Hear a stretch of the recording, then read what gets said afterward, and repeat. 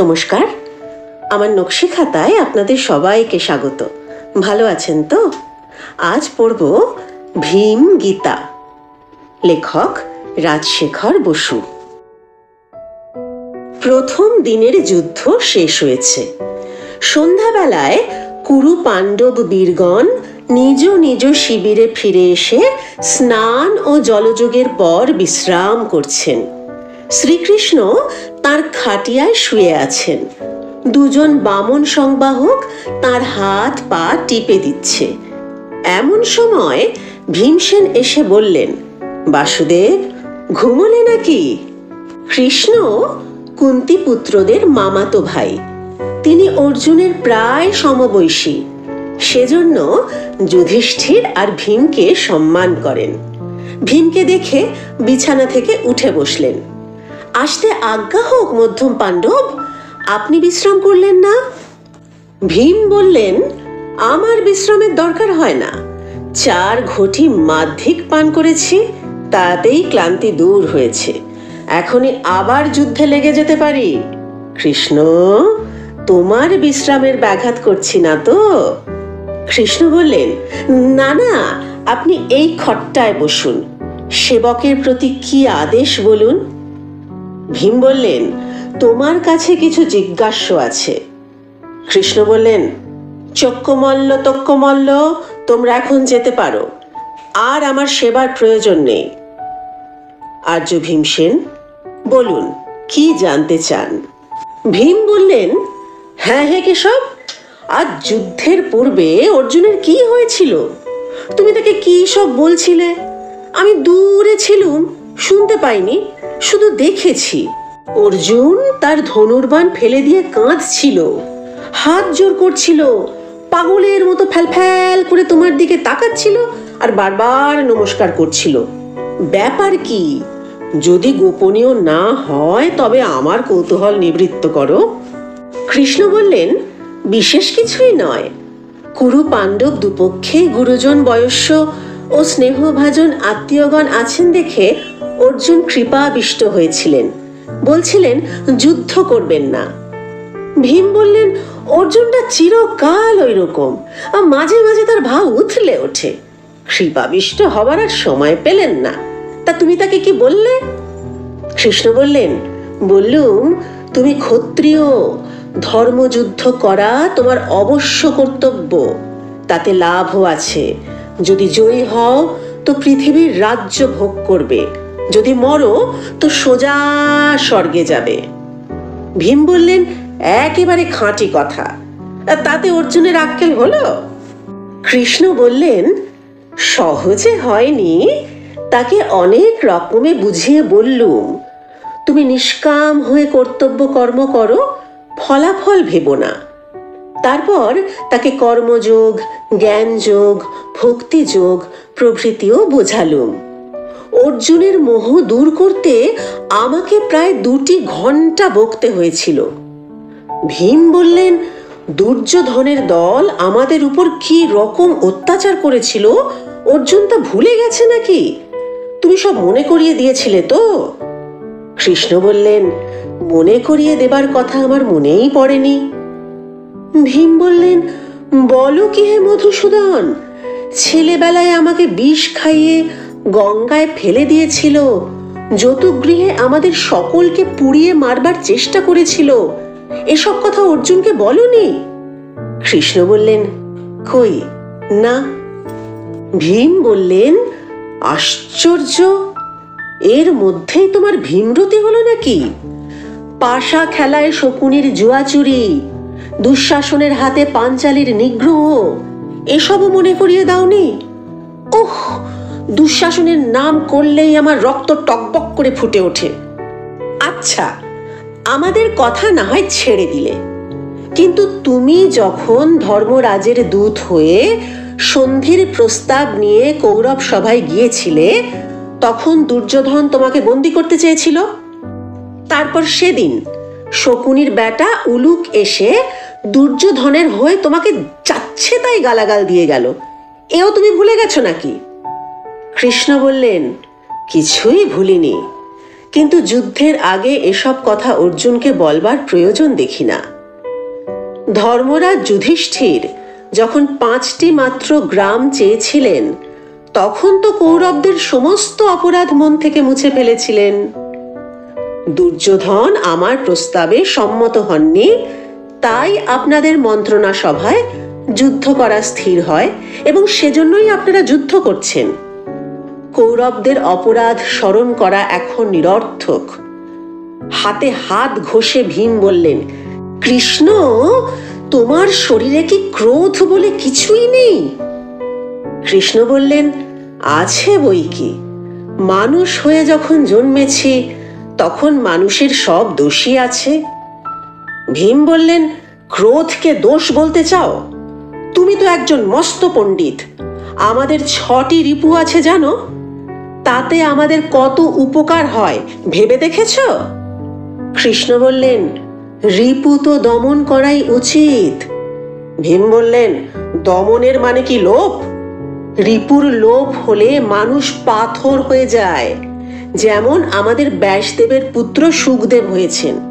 মেয়েরা তাকে গ্রাহ্য করে না, সামনেই স্নান করে।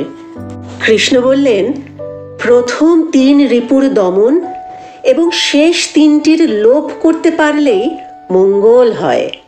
ভীম বললেন, এইবারে তুমি কতকটা পথে এসেছ। মোহ, মদ, মাৎসর্য এই 3টে প্রবল হলে মানুষের বুদ্ধি নাশ হয়। একেবারে লোভ পেলেও বোধ হয় বিশেষ কিছু ক্ষতি হয় না, কিন্তু প্রথম 3টি না থাকলে বংশরক্ষা হয় না, আত্মরক্ষা হয় না, ধনাগম হয় না। কৃষ্ণ বললেন, সাধু সাধু। ভীমসেন, আপনি অনেক চিন্তা করেছেন দেখছি।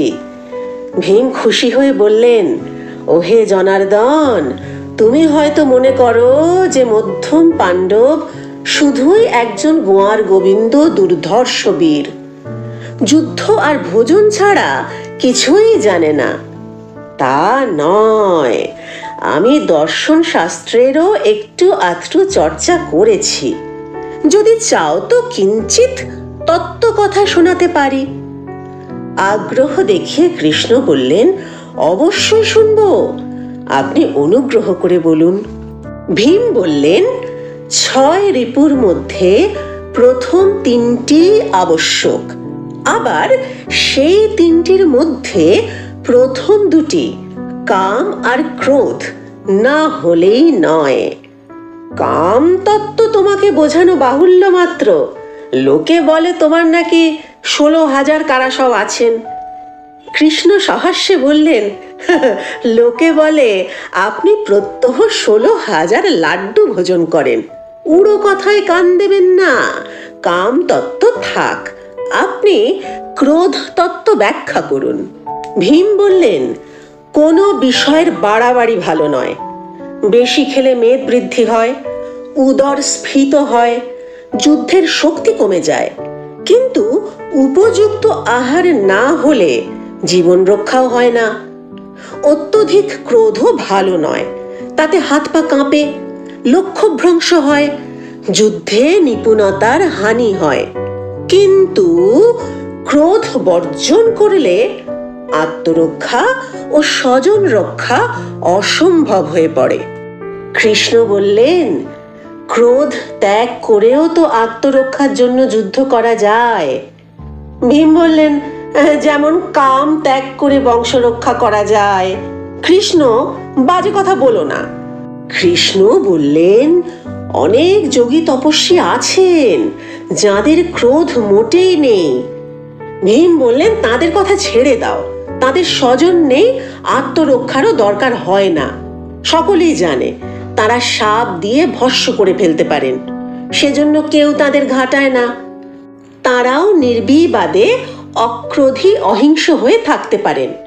কিন্তু আমরা তপস্বী নই, তাই দুর্যোধন শত্রুতা করতে সাহস করে। অন্যায়ের প্রতিকার এবং দুষ্টের দমনের জন্যই বিধাতা ক্রোধ সৃষ্টি করেছেন। 11 রুদ্র আমাদের দেহে অধিষ্ঠিত আছেন। দেহের অপমান হলে তারা রক্তে রৌদ্র রস সঞ্চার করেন। তার ফলে মানুষ উত্তেজিত উত্তেজিত হয়ে শত্রুকে আক্রমণ করে। কোনো রকম বিচারের দরকার হয় না, বুঝতে পারলে? কৃষ্ণ বললেন, আজ্ঞে হ্যাঁ, বুঝেছি। ভীম বললেন, যদি তৎক্ষণাৎ অপমানের শাস্তি দেওয়া কোনো কারণে অসম্ভব হয় তবে ক্রোধ মন্দীভূত হয়, প্রতিহিংসার প্রবৃত্তি ক্ষীণ হয়ে আসে। এই কারণেই বীরগণ যুদ্ধের পূর্বে নিজের বিক্রম ঘোষণা করে এবং শত্রুকে কটু বাক্য বলে ক্রোধ ঝালিয়ে নেন। শত্রু অশ্রাব্য ভাষায় পাল্টা গালাগালি দেয়, তা শুনে রৌদ্র রসের পুনঃসঞ্চার হয়, উত্তেজনা আসে, প্রহার শক্তি বৃদ্ধি পায়। কৃষ্ণ বললেন, কিন্তু জ্ঞানীদের উপদেশ অক্রোধ দ্বারা ক্রোধকে জয় করবে। ভীম বললেন, গোবিন্দ, তুমি নিতান্তই হাসালে। কংসকে মেরেছিলে কেন? জরাসন্ধকে মারবার জন্য আমাকে আর অর্জুনকে নিয়ে গিয়েছিলে কেন? রাজসূয় যজ্ঞের সভায় শিশুপালের মুণ্ডচ্ছেদ করেছিলে কেন? তোমার অক্রোধ কোথায় ছিল? আজ রণক্ষেত্রে অর্জুনের অক্রোধ দেখেও তাকে যুদ্ধে উৎসাহ দিলে কেন? কৃষ্ণ, তুমি নিজের মতিগতি বুঝতে পারো না, পাত্রা পাত্রের ভেদও জানো না। আমি বুঝিয়ে দিচ্ছি, শোনো। বিপক্ষ যদি সজ্জন হয়, তার শত্রুতা যদি ভ্রান্ত ধারণার জন্য হয়, তবেই অক্রোধ আর অহিংসা চলতে পারে। ভদ্র বিপক্ষ যদি দেখে যে অপর পক্ষ প্রতিহিংসার চেষ্টা করছে না, শুধু ধীরভাবে প্রতিবাদ করছে, তবে তার ক্রোধ শান্ত হয়ে আসে। সে ন্যায় অন্যায় বিচারের সময় পায়, নিজের কাজের জন্য অনুতপ্ত হয়। হয়তো মার্জনা চাইতে সে লজ্জা বোধ করে, কিন্তু অপর পক্ষ যদি উদারতা দেখায় তবে সহজেই শত্রুতার অবসান হয়। বিরাট রাজা, আহা, বেচারার 2 ছেলে আজ মারা গেল। কঙ্কবেশী যুধিষ্ঠিরকে পাশা ছুঁড়ে মেরেছিলেন, রক্তপাত করেছিলেন, কিন্তু যুধিষ্ঠির রাগ দেখাননি। বিরাট ভদ্রলোক, সেজন্য যুধিষ্ঠিরের অক্রোধে ফল হলো, ব্যাপারটা সহজেই মিটে গেল।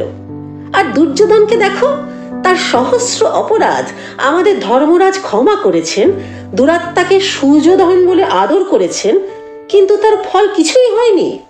কারণ দুর্যোধন ভদ্র নয়, স্বভাবত দুর্বৃত্ত। তার ভাইরা শকুনি মামা আর উচ্ছিষ্টভোজী সুতপুত্র কর্ণ সমান নরাধম। ধর্মরাজের সহিষ্ণুতার ফলে এদের আস্পর্ধা বেড়ে গেছে। এইসব দেখেও কি তুমি বলবে যে অক্রোধ দ্বারা ক্রোধ জয় করতে হবে? কৃষ্ণ বললেন, ভীমসেন, আপনার যুক্তি যথার্থ। অক্রোধ দ্বারা সজ্জনকেই জয় করা যায়, কিন্তু দুর্জনকে জয় করবার জন্য ধর্মযুদ্ধ আবশ্যক। আপনারা সেই ধর্মযুদ্ধে প্রবৃত্ত হয়েছেন। ধর্মযুদ্ধে ক্রোধ ও প্রতিশোধের প্রবৃত্তি বর্জনীয়। যদি যুদ্ধই কর্তব্য হয় তবে রাগ দেশ ত্যাগ করতে হবে। এই কারণেই দুর্যোধনের অপরাধের কথা অর্জুনকে মনে করিয়ে দেওয়া আবশ্যক মনে করিনি। ভীম বললেন, প্রকাণ্ড ভুল করেছ, সোজা উপায় ছেড়ে দিয়ে বাঁকা পথে গেছো। ধান ভানতে শিবের গীত গেয়েছ। 2 ঘন্টা ধরে তত্ত্ব কথা শুনিয়ে অতি কষ্টে অর্জুনকে যুদ্ধে নামাতে পেরেছ। যদি তাকে রাগিয়ে দিতে তবে তখনই কাজ হতো। কর্মযোগ, জ্ঞানযোগ, ভক্তিযোগ কিছুই দরকার হতো না। এই আমাকে দেখো, বিধাতা শাস্ত্রজ্ঞান বেশি দেননি, কিন্তু আমার জঠরে যেমন অগ্নিদেব আছেন, তেমনি গ্রন্থিতে গ্রন্থিতে রুদ্রগণ নিরন্তর বিরাজ করছেন। কেউ যদি আমাকে অপমান করে তবে 11 রুদ্র ক্ষিপ্ত হয়ে ওঠেন। আমার দেহে শত হস্তির বল আসে, বাহু লৌহময় হয়, গদা তৎক্ষণাৎ শত্রুর প্রতি ধাবিত হয়। তত্ত্ব কথা শোনাবার দরকারই হয় না। কৃষ্ণ বললেন, আপনার কথা সত্য, কিন্তু সকল মানুষের প্রকৃতি সমান নয়। আপনারা 5 ভ্রাতা সকলেই ক্রোধ প্রবণ নন। আপনাকে যুদ্ধে উৎসাহ দেওয়া অনাবশ্যক, কিন্তু ধর্মরাজ আর অর্জুনের উপর রুদ্রগণের প্রভাব অল্প, সেজন্য মাঝে মাঝে তাদের তত্ত্বকথা শোনাতে হয়। আর একটি কথা আপনাকে নিবেদন করি, ক্রোধে ক্ষিপ্ত হওয়া কি ভালো? পরিণাম না ভেবে প্রবল শত্রুকে আক্রমণ করলে অনেক সময় নিজের ও আত্মীয় বর্গের সর্বনাশ হয়। ভীম বললেন, জন কয়েকের সর্বনাশ হলোই বা। সাপের মাথায় পা দিলে সাপ অগ্র পশ্চাৎ না ভেবেই ছোবল মারে, তারপর হয়তো সে লাঠির আঘাতে মরে, কিন্তু তার জাতির খ্যাতি বেড়ে যায়। লোকে বলে, সর্প জাতি অতি ভয়ানক, সাবধান, ঘাঁটিও না। বাঘ যখন বাছুরকে ধরে তখন গরু প্রাণের মায়া করে না, ক্রোধের বশে শত্রুকে শৃঙ্গাঘাত করে। ওজন্য সকলেই শৃঙ্গীকে সম্মান করে। যে লোক পরিণাম না ভেবে ক্রোধের বশে শত্রুকে আঘাত করে, সে হঠকারিতার ফলে নিজে মরতে পারে, তার আত্মীয়রাও মরতে পারে, কিন্তু তার স্বজাতির খ্যাতি ও প্রতাপ বেড়ে যায়। ঋষিকেশ, ক্রোধ বিধি দত্ত মনোবৃত্তি, নামে রিপু হলেও মিত্র, তার নিন্দা করো না। ক্রোধের প্রভাবে আমি কি দারুণ কর্ম করব তা দেখতে পাবে। ধৃতরাষ্ট্রকে নির্বংশ করব, দুঃশাসনের রক্তপান করব, দুর্যোধনের উরুচূর্ণ করব। আমার কীর্তি হবে কি অকীর্তি হবে তা গ্রাহ্য করি না, কিন্তু লোকে চিরকাল বলবে, হ্যাঁ, ভীম একটা পুরুষ ছিল বটে, অত্যাচার সইত না, দুরাত্মাদের শাস্তি দিতে জানত। কৃষ্ণ বললেন, বৃকোদর, আপনার মনস্কাম পূর্ণ হবে। আপনি যা বললেন তাও তত্ত্বকথা, কিন্তু কোনো বিধানই সর্বত্র খাটে না। অত্যাচারিত হলে যে রাগ করে না, প্রতিকারও করে না, সে অক্রোধী কিন্তু কাপুরুষ, অমানুষ, জীবন ধারণের অযোগ্য। যে ক্রোধে জ্ঞান শূন্য হয়ে পাপ করে ফেলে, সে হঠকারী দুষ্কর্মা, কিন্তু তার পৌরুষ আছে। যে ক্রোধের বশে ধর্মাধর্মের জ্ঞান হারায় না এবং অন্যায়ের যথোচিত প্রতিকার করে, সেই শ্রেষ্ঠ পুরুষ। ভীম সহাস্যে বললেন, যদুনন্দন, আমি কাপুরুষ অমানুষ নই, ধর্মভীরু পুরুষ শ্রেষ্ঠ নই। আমি মধ্যম পাণ্ডব, সকল বিষয়েই মধ্যম। আচ্ছা, এখন যাচ্ছি, তুমি বিশ্রাম করো। কৃষ্ণ নমস্কার করে বললেন, ভীমসেন, আপনি বীরাগ্রগণ্য পুরুষ শার্দুল, আপনার জয় হোক। কৃষ্ণের দুই পরিচারক চক্ষুমল্ল আর তক্ষুমল্ল আড়ি পেতে সব শুনছিল। ভীম চলে গেলে তক্ষু বললে, দাদা, কার কথা ঠিক, শ্রীকৃষ্ণের না শ্রী ভীমের? চক্ষু বললে, ওসব বড় বড় লোকের বড় বড় কথা, তোর আমার মতো বেটেদের জন্য নয়। ক্রোধ, অক্রোধ, ধর্মযুদ্ধ সবই আমাদের নাগালের বাইরে। দুর্বলের একমাত্র উপায় জোট বাঁধা। বলতার ঝাঁক বাঘসিংহীকেও জব্দ করতে পারে। ভীম গীতা, লেখক রাজশেখর বসু। কেমন লাগলো জানাবেন। ভালো লাগলে চ্যানেলটি সাবস্ক্রাইব করে আমার পাশে থাকবেন। আপনাদের কমেন্ট পেলে খুব ভালো লাগবে। নকশি খাতাকে আপনার নিজের করে নেবেন। সবাই খুব ভালো থাকবেন, শান্তিতে থাকবেন। শিগগির দেখা হচ্ছে। আজ আসি।